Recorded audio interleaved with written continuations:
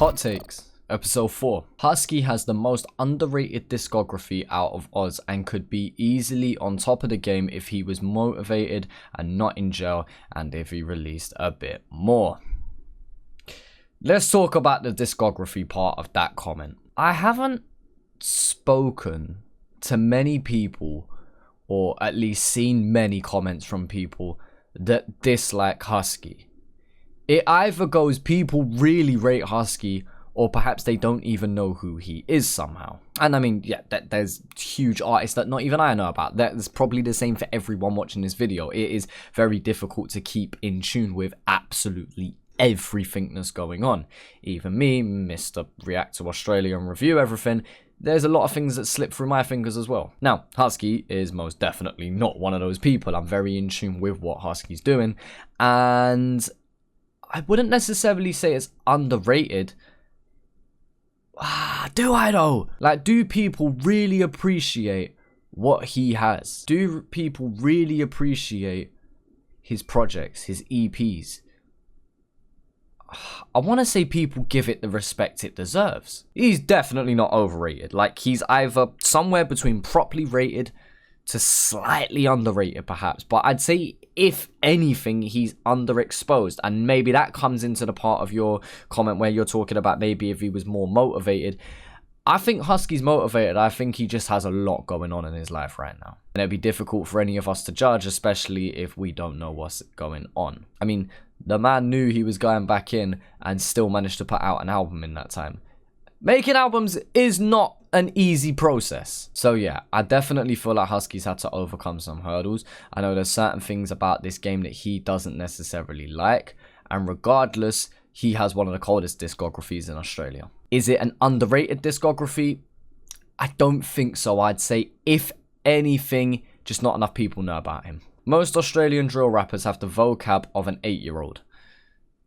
That's harsh, but I see where you're coming from. That's harsh from the standpoint of there are plenty of lyrical rappers in Australia, and specifically there are plenty of lyrical Australian drill rappers. Like, there are. You can't sit here and tell me that JM's is not lyrical. You can't tell me that Nasanova can't be lyrical. Within saying that, yes, there are some people where it feels like they use the same vocab. I wouldn't necessarily say it's the vocab of an 8-year-old, but in terms of being repetitive with the vocab that they use, most definitely. And that's not just specific to Australia. That can be the US, that could be the UK, that could be just hip-hop in general.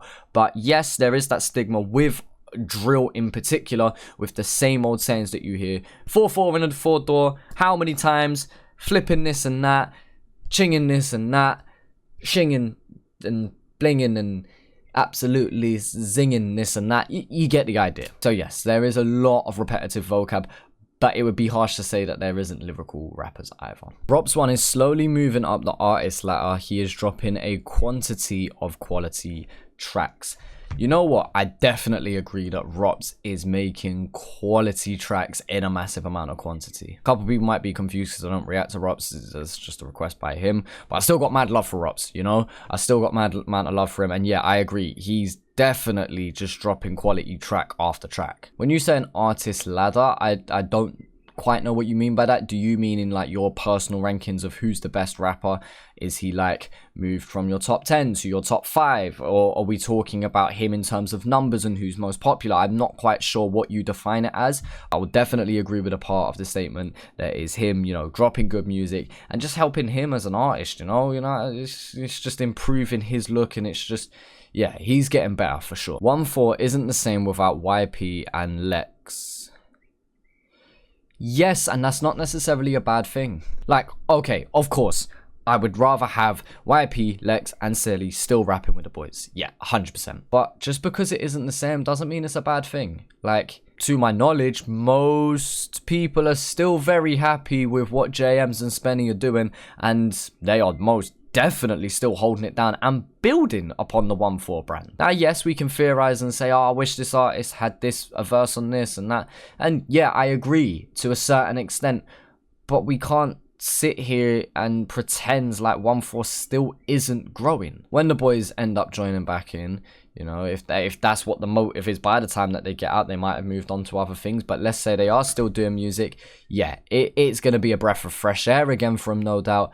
But I don't feel like all of a sudden it's going to be the same old OneFour. By the time that those boys are out, OneFour will be in a much different place to where they are now. Whether they'll be in a different place musically, we'll see. But just by having some of those boys back on the tracks, I don't think you're going to have the same OneFour again. Like, these men are growing. They've got things going on in their lives, you know? And so I think I don't want people to become a prisoner to nostalgia.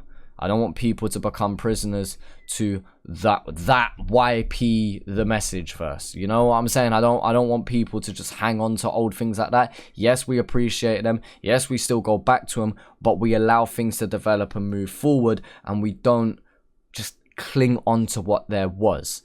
Those boys will be back, and they will be a part of things, no doubt. Just be patient. Like, I understand, but I don't think that OneFour are in a bad place without them right now. Could they be in a better place with them? Yeah, I think so.